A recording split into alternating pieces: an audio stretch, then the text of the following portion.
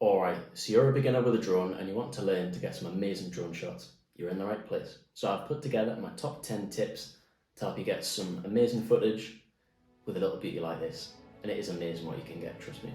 But anyway, let me show you some of my favourite shots. Let's go.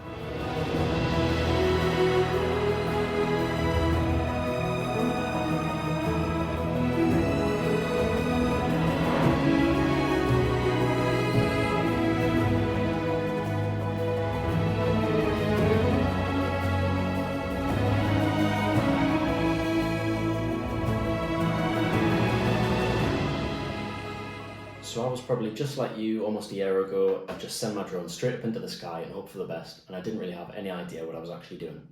But now, 11 months later, hundreds of flights, hundreds of kilometres covered, and around 28 hours in the air in total, thousands of shots. I've learned a lot, it's fair to say. So here, let's get straight into the tips. Let's go. Now, I really do mean it. Lighting is make or break, trust me. So I do feel a bit stupid looking back that I didn't even consider things like where that big orange ball is in the sky, the sun. So the way I would describe it is, if you're working against the sun, your camera is pointing directly at the sun. So say you're the sun, I'm pointing directly at you, but trust me, most of the time it sucks the life out of your shots. It drains the colour, it's overexposed in parts, it's underexposed in other parts, and it just looks awful. But anyway, let me show you a proper example.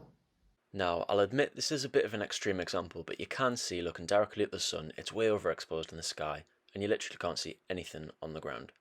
But as soon as I turn around, you can see that things just start to light up straight away. You can actually see there's more colour and it's more vibrant. And again, just another quick example. So with the position of the drone and the angle that sun's shining from, the castle's pretty much all just shadow, so you can't really see it that well. But you can see here, just by changing the angle and looking in the same direction as the sun, it's much more vibrant and colourful. So how can you use this knowledge to your advantage? First step, work with the sun and not against it.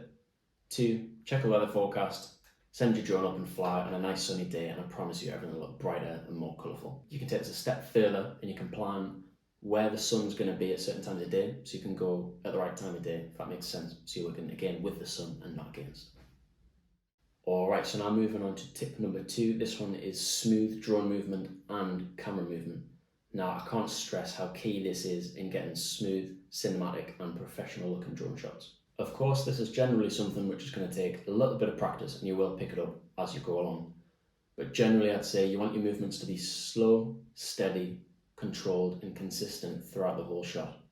So this is an example of what you don't want. So you can see here there's random changes of direction which is inconsistent, stopping and starting, and also different speeds, which again just makes it look unprofessional. So this shot is a better example of what you do want. So the speed, the direction and the movement is all steady and consistent throughout the movement, which just helps give it that cinematic feel. And also, just a heads up, often the controls are actually pretty sensitive, so you do want to be very delicate and gentle. But again, you'll pick this up with practice, and over time it'll just become muscle memory and you'll be able to do it like a pro. So leading on perfectly from tip number 2, we have planning and visualising your shots, which is tip number 3. So this is something which I've just picked up and I do without even thinking now, which honestly, it helps so much. So part of the process of planning and visualising is all about thinking what kind of shots you want, from what different angles, and what kind of drone moves you want as well, I'd say. Now, I'm aware that perhaps thinking about all these things when you're just starting can be a little bit overwhelming, but don't worry, again, you'll pick these things up with time and practice, and it'll all just begin to flow once you've got your drone in the air quite a few times. So ways you can actually implement this advice is by 1, scanning your surroundings before you've even sent your drone off in the air. 2, perhaps picking a subject or things which are going to look cool and from what angles you want to shoot it from. And number 3, just having a simple list of drone movements which you can execute without really having to think. But ultimately, giving yourself a rough idea of what you want before you send your drone up in the sky is probably going to get you a better variety of shots for 1. 2, it's probably going to save you battery because you're spending less time in the air. And 3, you're going to stop filling up your SD card full of rubbish. But again, over time, you will just pick this up naturally. But before you start flying your drone, just have a little look around, have a browse, see what you think might look good, and generate some ideas before you take off. So now tip number 4, interesting subjects and grand landscapes. Now this might seem a little bit obvious, but I just wanted to say it anyway. So unfortunately, drone shots in your back garden or in the local park probably aren't really going to give anybody that wow factor. So just go take your drone out somewhere beautiful, somewhere exciting, and see what you can do. It's pretty exciting. So I'd definitely recommend taking your drone where there are things like dramatic landscapes, beautiful buildings, colourful scenery, popular landmarks and monuments, as these things are just going to, one, make it way more fun, and two, make it way easier to get great shots. But don't worry, you don't necessarily have to go somewhere breathtaking to get great shots. So maybe just try something like your local park or somewhere that's special to you. For example, I love this shot because it's of my city, Newcastle upon Tyne. So here's tip number 5, use a subject. Now this is something which took me a little while to actually implement and use, but the thing is with a drone, most things do look incredible, even going above a housing estate looks pretty cool, but these big grand shots do get pretty boring pretty quickly without a focal point. Now what I mean by this is having something of central importance in your shot, which perhaps just gives it value, meaning, or perhaps even a story. Now, in this shot, you can see that I'm following the boat as my subject. And you can imagine that without the boat, the shot would probably just look a little bit empty and not as interesting and captivating. And again, this is one of my favourite shots following my friend's car with this beautiful backdrop. Personally, I think it just helps bring the scenery to life a bit. Now, I'm not saying that you always need a subject, but especially in like big, grand, open landscapes, it can just really help to have some sort of focal point just to draw people's attention to.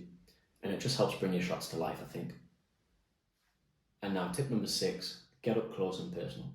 Now we all know that when you first get a drone, it's so exciting to just send it up into the air as high as you legally can and get a bird's eye view of everything. And while I'll agree, it does look pretty cool, it can become, again, a bit boring if it's the only kind of shot you have.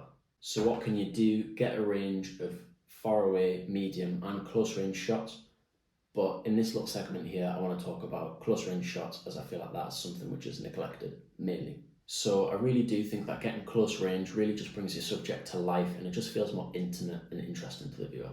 Here you can see the town hall in Gdansk from a medium sort of range, and then coming in nice and close complements the further away shots really nicely. And you get to see the beautiful little bits of detail and colour up close. Another technique which can be really helpful again is having something in the foreground. Now this basically just means having something close up. So here we go in this example, we've got the house and the trees in the foreground and the city in the background. And I just think the contrast of the two just creates this beautiful perspective. And another example here, you can see the mountain in the background and the boathouse and piers in the foreground. The two together just help create this beautiful depth to your shots. So to sum this tip up nicely, what you need to add to your toolbox is 1, getting nice and close to your subject, and 2, use something in the foreground. It really just helps create that depth and makes your shots look more magical. Okay, and now time for tip number 7, get a variety of different perspectives.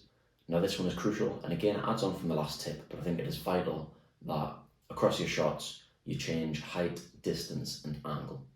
Especially if you're trying to create your own video or project, it is so important that you've got a variety and selection of shots to choose from to piece together, because often different angles, different heights, different distances are going to complement each other nicely. Now, the reason why I'm stressing this one so much is because, trust me, from first-hand experience, there is nothing worse than when you get home from a shoot with your drone and you've only really got one kind of shot, say from one set height or one set angle. So the best thing to do is cover all bases and give yourself a good selection to choose from when you get home. And just one extra little bonus tip, if there is a shot which you think is extra special, sometimes I find it worthwhile just to refilm it a couple of times to get the same shot a few times, just in case one of them was a bit shaky or a little bit off. So again, just to sum this tip up nicely, get a variety of shots from different heights, angles and distances from your subject. Okay, so now tip number 8, composition. So again, this is something which is absolutely vital and you will just pick up through repetition and practice and experimentation. But composition is basically just how things are placed within your frame, in your shots. So instead of going into too much detail, I'm just going to give you a couple of little guidelines which are simple and effective. Now, you probably have heard of this one, but the first little trick I'm going to tell you about is the rule of thirds. So you imagine that your frame is kind of split up into 3 and you've got 2 lines which separate the 3 thirds. But anyway, I'll just show you what I mean. So as you'll see here, we have our 3 thirds. So we've got 3 segments, 1, 2 and 3. And basically what you want to do when using the rule of thirds is place your subject on one of the 2 lines in between the segments. And just to make it clear, I've circled them there, so it's the lines that run from top to bottom. On your drone, you'll likely have an option which will let you add on these grid lines. If you're on DJI, click the 3 dots, click on camera, head down a little bit, and then you can add the grid lines on here. So then when you're recording with your drone, it just makes it a little bit easier to line up your subject on the third. Personally for me, this is something which I use religiously because it just works. So these examples here demonstrate the rule of thirds quite nicely, and you'll notice that the subject on each of them is on one of those 2 lines that we looked at earlier. And now, one more really powerful tool which you can use is something called leading lines. And this is basically where you just find something which creates lines leading into your subject. Now you can see in this shot, the road creates this beautiful shape which just leads your eyes right to the beautiful snow-topped mountain in the background. And here's another. The lines of the river beautifully lead up to Steel Falls in Scotland. It just looks really pleasing to the eye and leads the viewer's attention to the subject really nicely. But again, I wouldn't necessarily see these as strict rules, but just guidelines. So they're tools which you can add to your arsenal, and they really will help. So give them a go. Okay, so we are getting near the end now, and I think it would be a little bit sneaky of me if I didn't tell you this one. So tip number 9 is editing. Now, you don't need all sorts of complex software to do this. You really can just use basic editing, and it makes the world of difference. So personally, I don't bother with color grading or anything. I just send them onto my phone and then edit them on the Photos app. But anyway, I'll show you. So here, this shot is completely untouched, downloaded straight from my drone. And here's the shot with basic editing on my iPhone Photos. So it's clear to see that it makes a huge difference.